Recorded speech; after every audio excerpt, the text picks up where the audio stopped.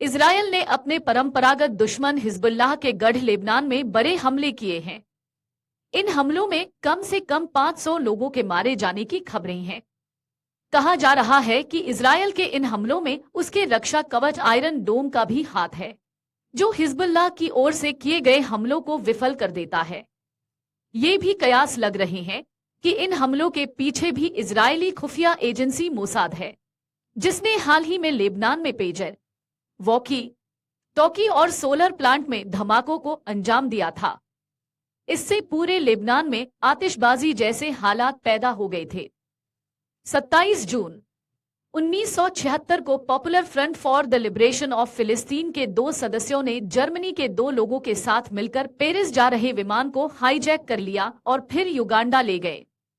इस विमान ने इजरायल की राजधानी तेल अवीव से ग्रीस की राजधानी एथेंस के लिए उड़ान भरी थी।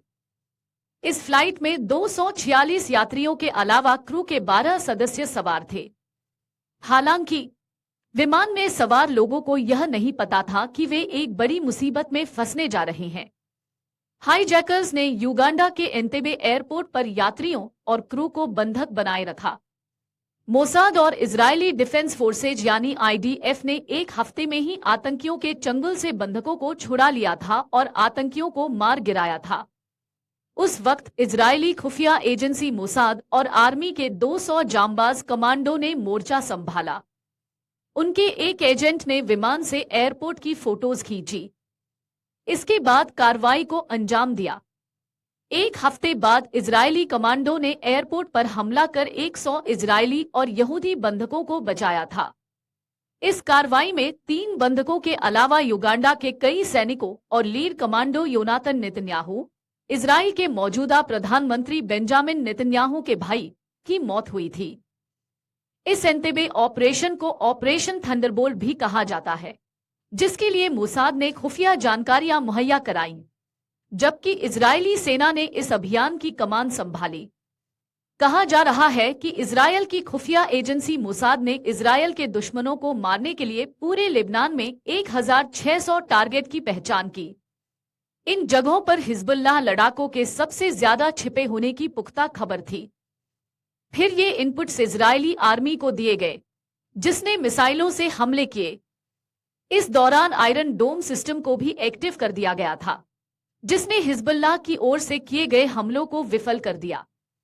साथ में हिजबुल्लाह के रॉकेटों को नेस्तनाबूद कर दिया। आयरन डोम को दुश्मन की आरे से आने वाले कम दूरी के हथियारों से बचाने के लिए डिजाइन किया गया है। ये रक्षा कवच हर मौसम में काम करता है। यह रॉकेटों को ट्रैक करने के लिए रडार का इस्तेमाल करता है। यह उन रॉकेटों की पहले से पहचान कर लेता है जो इजरायल पर गिरने वाली होती हैं। इंटरसेप्टर मिसाइलें केवल आबादी वाले इलाकों पर हमला करने वाले रॉकेटों पर दागी जाती हैं।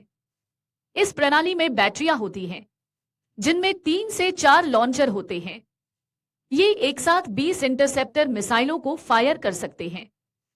सिस्टम के स्थिर और मोबाइल दोनों संस्करण हैं, यानी ये ट्रक से खींचकर कहीं भी ले जाए जा सकते हैं।